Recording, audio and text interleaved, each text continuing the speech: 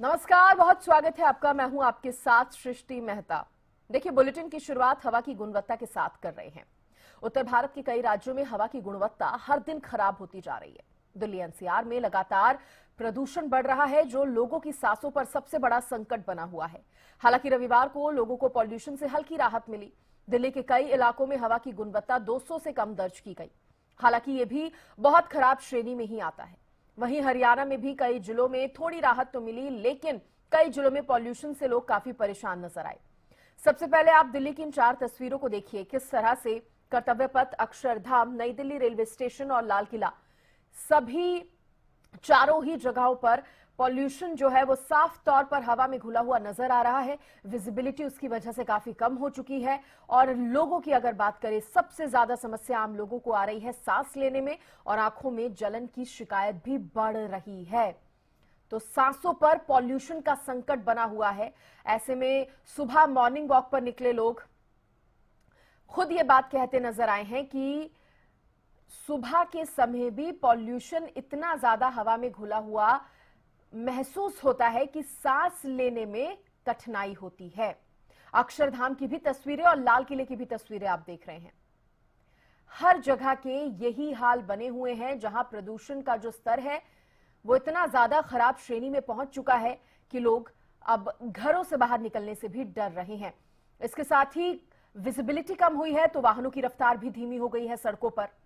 खासतौर पर सुबह के समय वाहन जो है सड़कों पर रेंगते नजर आ जाते हैं। और ऐसा ही हाल दिल्ली एनसीआर में भी बना हुआ है। गुरुग्राम की बात करें, 304 एक्यूआई लेवल है, बहुत खराब श्रेणी है ये। इसी तरह से फरीदाबाद में भी, करनाल, कुरुक्षेत्र, सिरसा, यमुनानगर। हालांकि यमुनानगर में 248 है, औरों के मुकाबले कम है, लेकिन 248 भी खराब श्रेणी में ही गिना जाता है। और जहां पर 300 के पार पहुंचा हुआ है एक्यूआई लेवल, वहां पर लोगों को आंखों में जलन, सांस में दिक्कत की ज्यादा समस्याएं हो रही हैं।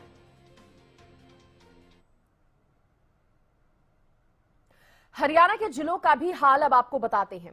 फरीदाबाद में पॉल्यूशन से हालात कैसे हैं, इसे समझने के लिए आपको हमारी एक रिपोर्ट दिखाते हैं। फरीदाबाद में लगातार जो वायु प्रदूषण बढ़ता जा रहा है और वायु की गुणवत्ता लगातार खराब हो रही है। एक्यूआई लेवल की बात करें तो अभी भी 300 के पार है। आप देख सकते हैं लगातार जो ट्रैफिक जाम है या फिर पुराने वाहन हैं, वो भी कई बार प्रदूषण का कारण बनते हैं। और साफ तौर पर आप यहाँ पेड़ों पर भी देख सकते हैं किस तरीके की जो धूल की परत, आपको मैं दिखा दूं, ये देख सकते हैं इस तरीके से लगातार जो है धूल की परत, ये देखिए यहाँ अगर हाथ लगाते हैं तो पेड़ों पर एक अलग ही परत जो है जमी हुई है, जिसके कारण ऑक्सीजन की मात्रा भी वातावरण में कम हो रही है। कुछ लोग हमारे साथ हैं, इनसे हम जान लेते हैं। सर, लगातार पॉल्यूशन बढ़ रहा है, किस तरीके से देखते हैं और कैसे जो है इससे परेशानी होती है?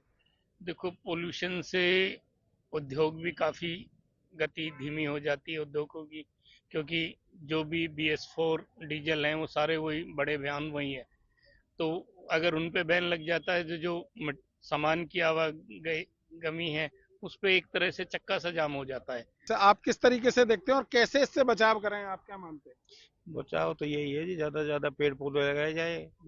और देखना क्या है, ये तो बहुत खतरनाक स्थिति में चल रहा है, इसलिए हम तो जनरेटर वगैरह भी सब बंद करवा रखे अपने IMT में, प्रदूषण की वजह से ही। प्रदूषण के कारण तमाम जो काम है उस पर भी असर पड़ रहा है और साथ ही लोगों के स्वास्थ्य पर भी असर पड़ रहा है। लेकिन इसमें जरूरत है तो जागरूकता की, कि अपने आसपास के पड़े कूड़े को ना तो जलाएं और जो प्रदूषण फैलता है उसको रोकने में जो है आपस में भी मदद करनी चाहिए, ताकि ज्यादा प्रदूषण ना फैले और लोग इस प्रदूषण से बच सकें।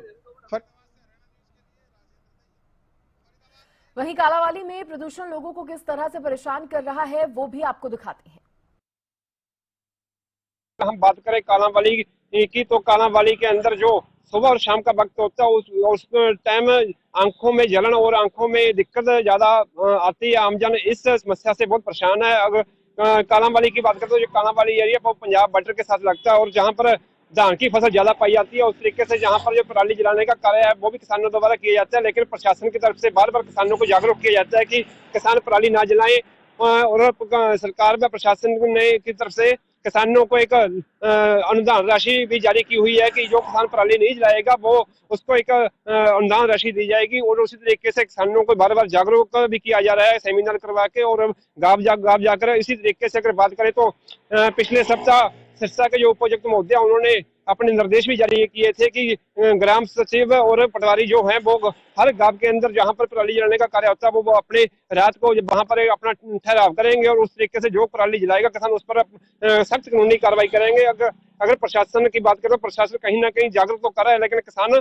पराली जलाने के कार्य से बाज नहीं आ रहे और वो पराली जलाने का कार्य कर देते हैं। अगर सिरसा डिस्ट्रिक्ट की बात करें तो सिरसा डिस्ट्रिक्ट के अंदर अब तक करीब 24 मामले सामने आए हैं जिन पर जो किसानों ने पराली जलाने का कार्य किया था उन पर मामले दर्ज किए गए हैं। और कहीं ना कहीं जो फैक्ट्री है वो भी प्रदूषण फैलाने का में कार्य कर रही है, क्योंकि कई फैक्ट्री ऐसी हैं जहां पर जिनके पास कोई एनओसी या मतलब को अपने डॉक्यूमेंट पूरे नहीं है। और इसी तरीके से जो व्हीकल भी ऐसे हैं जिनके पास प्रदूषण कार्ड नहीं है। और कहीं ना कहीं पुलिस जो है वो प्रदूषण पर सख्त है और व्हीकलों के चलान भी कर रही है और जागरूक भी कर रही है कि अपने अपने वाहन है जो टू व्हील है या 4 व्हीकल है उनके प्रदूषण के कार्ड हैं वो बनवाए। और प्रदूषण का कार्ड बनाना जरूरी है और जो भी व्हीकल प्रदूषण ज्यादा फैलाता है उसको बॉन्ड भी किया जा रहा है। उस तरीके से जहां पर अगर नगर पालिका की बात करें तो नगर पालिका प्रशासन भी जो कचरा है वो फैलाना उनकी जिम्मेवारी उनको उठाना उनकी जिम्मेवारी है, लेकिन कहीं ना कहीं जो कचरा है वो सड़कों पर जो चौक चौराहे उन पर साफ नजर आता है।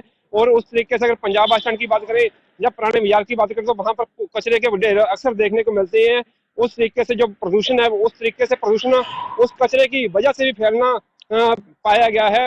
अगर हम डॉक्टरों की सलाह माने तो डॉक्टरों ने सलाह दी है कि बच्चे और बुजुर्गों को इस प्रदूषण से बचाव के लिए उनको घरों में रखें और अपने मुंह पर मास्क लगाकर रखें और घरों की खिड़कियों और शीशे बंद रखें ताकि प्रदूषण का असर कम हो। उस तरीके से अगर सुबह शाम की बात करें तो सुबह शाम प्रदूषण का असर बिल्कुल देखने को मिलता है जहां पर, क्योंकि सुबह शाम हर आमजन की आंखों में जलन होती है और आंखों के जलन के साथ ही उनकी आंखों में सूजन आती है। डॉक्टर ने सलाह दी है कि आंखों को अपने बार बार पानी से साफ करें और उस तरीके से अपने निजी डॉक्टर की सलाह लें या कहीं भी दवाई लें।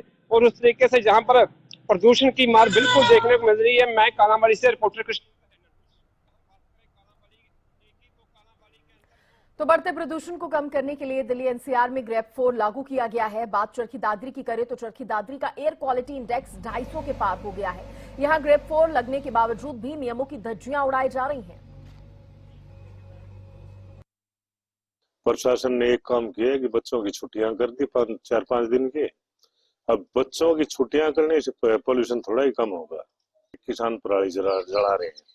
हमारे डिस्ट्रिक्ट चरखी दादरी में कोई भी किसान पराली नहीं जला रहा है। अगर जिला चरखी दादरी की बात करें तो यहाँ का प्रदूषण स्तर 247 के पार पहुंच गया था। वहीं प्रशासन ने यहाँ आदेश दिए हुए थे कि कोई भी कार्य, निर्माण कार्य या माइनिंग जोन में कोई कार्य नहीं होगा जिससे प्रदूषण स्तर बढ़े। लेकिन आप देख सकते हैं कि महेंद्रगढ़ भिवानी रोड पर पुल के नीचे बिल्कुल सड़क का काम चला हुआ है और नियमों की धज्जियां उड़ाई जा रही है। अगर प्रदूषण की बात करें तो लोगों के स्वास्थ्य के साथ ये खिलवाड़ हो रहा है और प्रशासन के नियमों की उल्लंघना यहाँ की जा रही है। लेकिन धरातल पर यहाँ प्रशासन का कोई भी अधिकारी आकर देखने वाला नहीं है। अगर आने वाले दिनों की भी बात करें तो ऐसे ही काम चलता रहा तो प्रदूषण स्तर बढ़ता रहेगा। जहाँ स्कूलों, निजी स्कूल, सरकारी स्कूल, क्रेशर जोन सब बंद कर दिए गए, फिर भी यहाँ सड़क का कार्य एक ठेकेदार द्वारा चलाया जा रहा है। लेकिन यहाँ आप देख सकते हैं कि कोई अधिकारी आकर देखने वाला नहीं है। सरासर यहाँ नियमों की धज्जियां उड़ाई जा रही है, लेकिन प्रशासन ने इस ओर कोई ध्यान नहीं दे रहा है। केवल कागजों में खाना पूर्ति की जा रही है। चरखी दादरी से हरियाणा न्यूज के लिए